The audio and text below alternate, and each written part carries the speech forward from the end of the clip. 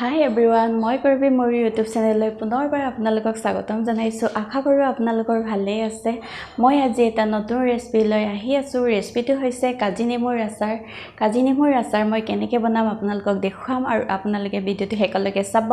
আৰু যদি মোৰ ভিডিঅ'টো ভাল পায় তেতিয়াহ'লে like, comment, share and subscribe কৰি দিবলৈ নাপাহৰিব।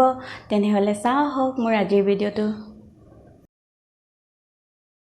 আজি মই নেমুৰ আচাৰ বনাম। কাজি নেমু 5টা লৈছোঁ, ডাঙৰ চাইজৰ পকা নেমু হয়। মই নেমুখিনি পানীৰে ধুই লৈছিলোঁ আৰু শুকাবৰ কাৰণে ৰ'দত অলপ দি দিছিলোঁ, পানীখিনি শুকাবৰ কাৰণে। আৰু মই ইয়াতে লৈছোঁ মছলা, ধনিয়া গুটি আৰু এইফালে পাঁচফোৰণ, বগা সৰিয়হ, আদা নহৰু আৰু কেঁচা জলকীয়া কেইটামান লৈছোঁ।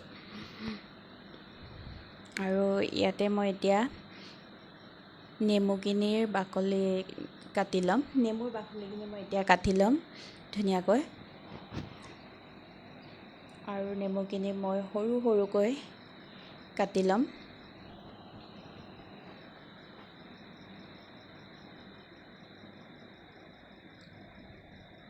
নেমুখিনি মই এনেকৈ সৰু সৰুকৈ কাটি লৈছোঁ। সৰু সৰু পিচ এনেকৈ কাটি ল'ম নেমুখিনি। আৰু ইয়াতে গোটেই নেমুখিনি মোৰ কাটা হৈ গৈছে আৰু এটা বাচনত লৈ লৈছোঁ। আৰু এতিয়া মছলাখিনি মই শুকানে ভাজি ল'ম। শুকানে এইটো ভাজি ল'ম, গোটেইখিনি মই মিক্স কৰি দিছোঁ আৰু শুকানে এনেকৈ তাৱাত ভাজি লৈছোঁ। আৰু মই ইয়াতে কাটি থোৱা নেমুখিনিত নিমখ দি দিছোঁ, নিমখ অলপ দি দিছোঁ আৰু সেইটো মিক্স কৰি ল'ম আৰু ঢাকি থৈ দিম 1 ঘণ্টামানৰ কাৰণে। আৰু ইয়াতে মই তেল গৰম কৰি থৈছোঁ, কেৰাহীত তেল গৰম হৈ গ'ল আৰু ইয়াতে মই মছলাখিনি দি দিছোঁ, আদা নহৰু জলকীয়া দিছোঁ আৰু ৰেড চিলি পাউডাৰ, হালধি, নিমখ অলপ দি দিছোঁ ইয়াতে। আৰু এইটো মই অলপ ভাজি ল'ম, এনেকৈ ভাজি লৈছোঁ। আৰু ইয়াতে মই শুকানে ভাজি লোৱা মছলাখিনি দি দিম। মই এইটো মিক্সিত গুড়ি কৰি লৈছিলোঁ মছলাখিনি, মই ইয়াতে দি দিম। মছলাখিনি দি দিলোঁ আৰু ইয়াতে মই ধুনীয়াকৈ মিক্স কৰি ল'ম।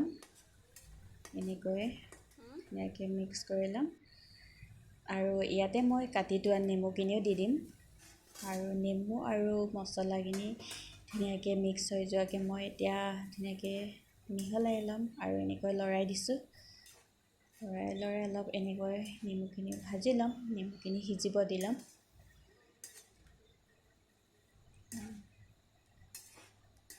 এনেকৈ মই মিক্স কৰি লৈছোঁ।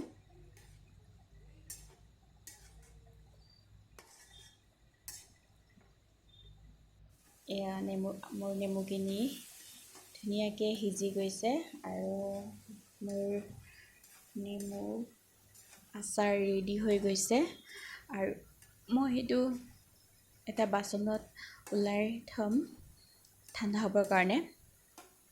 এতিয়া নেমুখিনি হৈ গৈছে, মই এনেকৈ অলপ লৰাই দিছোঁ, নহ'লে তলত পুৰি যাব, সেয়েহে মই অলপ লৰাই দিছোঁ।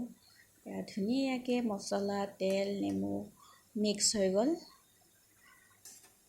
সেইটো এনেকৈ আচাৰ বনালে খাবলৈ বহুত টেষ্টি হয়। আৰু এতিয়া মই এটা বাচনত ওলাই থৈ দিছোঁ একেবাৰে ঠাণ্ডা হোৱালৈকে। এনেকৈ মই ওলাই লৈছোঁ। নেমুখিনি একেবাৰে ঠাণ্ডা হ'ব দিব লাগে, নহ'লে গৰমে বৈয়ামত ভৰাই থ'লে বেয়া হৈ যায়। সেইটো কাৰণে একেবাৰে ঠাণ্ডা হ'বৰ কাৰণে এটা বাচনত ওলাই লৈছোঁ। আৰু নেমুখিনি এতিয়া একেবাৰে ঠাণ্ডা হৈ গ'ল। মই এতিয়া বৈয়াম এটা লৈছোঁ, বৈয়ামত ভৰাই ল'ম। বৈয়ামত অলপো পানী লাগি থাকিব নালাগে। ধুনীয়াকৈ ধুই মই এইটো ৰ'দত দিছিলোঁ, পূৰা শুকাব দিছিলোঁ। আৰু ইয়াতে মই নেমুখিনি দি দিম। আৰু এতিয়া আচাৰখিনি ৰেডি হৈ গ'ল। আৰু এতিয়া আমি লগে লগে আচাৰখিনি খাব পাৰোঁ। যদি আমি খাব বিচাৰোঁ তেতিয়াহ'লে লগে লগেও খাব পৰা যায়। এইটো আচাৰ খাবলৈ বহুত টেষ্টি হয়। এইটো বহুত দিনলৈকে ৰখি থাকিব নালাগে, লগতে আমি খাব পাৰোঁ আচাৰখিনি। এয়া মোৰ আচাৰখিনি ৰেডি হৈ গ'ল। আৰু আপোনালোকে এনেকৈ যদি আচাৰ বনাই খাই পোৱা নাই তেতিয়াহ'লে এনেকৈ বনাই খাই চাব, আৰু খাবলৈ বহুত টেষ্টি হয়। আৰু এতিয়া ঢাকোন মাৰি এনেকৈ থৈ দিম। আৰু আপোনালোকে যদি মোৰ ভিডিঅ'টো ভাল পালে তেতিয়াহ'লে like, comment, share and subscribe কৰি দিবলৈ নাপাহৰিব। তেনেহ'লে আজিলৈ আহোঁ, বাই।